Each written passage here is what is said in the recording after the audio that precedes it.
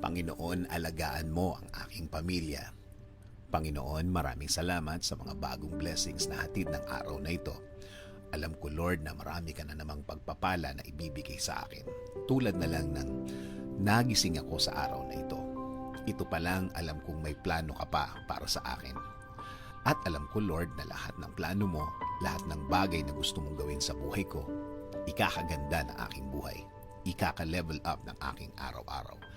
At alam ko din, Lord, na alam mo ang lahat na nangyayari sa aking buhay.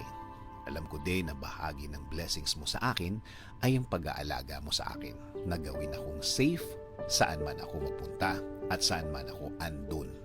Ginagawa mong safe ang lugar na yon. At alam ko, Lord, na since ikaw ang nanguna ng aking buhay, alam kong patuloy mo akong i-guide sa mga darating na araw at panahon. At sa lahat ng aking gagawin sa mga susunod na araw, linggo at mga taon na darating sa aking buhay. Kaya ngayon, Lord, kasama po ng aking dasal na ito na alagaan at protektahan mo din ang aking pamilya, Lord. I-bless mo sila sa lahat ng kanilang gagawin at pupuntahan. Patuloy niyo silang i-guide at gagawing blessed kahit saan man sila mapunta. At alam ko din, Lord, na meron ka ding magandang plano para sa kanilang mga buhay. Alam kong i-guide mo din sila sa araw na ito at patuloy mo silang babantayan sa lahat ng pagkakataon ng kanilang buhay. Patuloy niyo pong pasukin ang aming mga buhay.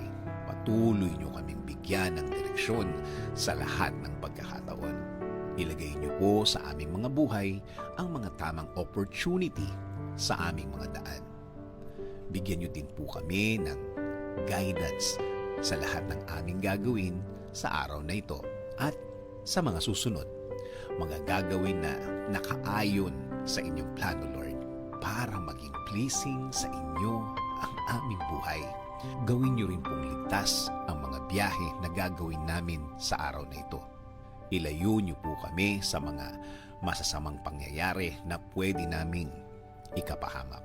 Ilayo niyo rin po kami sa mga taong gumagawa at nagpaplano palagi ng masama sa kanilang mga kapwa. Huwag niyo pong hayaan na matupad ang masamang nasa isip nila. Lord, kayo na din po ang bahala sa aming bayan. Ilayo niyo ang aming bayan sa kahit na anumang sakuna. Paunlarin niyo po ang bansang Pilipinas at lagi niyo pong gawing safe ang lahat ng Pilipino sa mundo. In Jesus' name I pray. Amen. Sabi nga sa Psalms 32:8, I will instruct you and teach you in the way you should go. I will counsel you with my loving eye on you.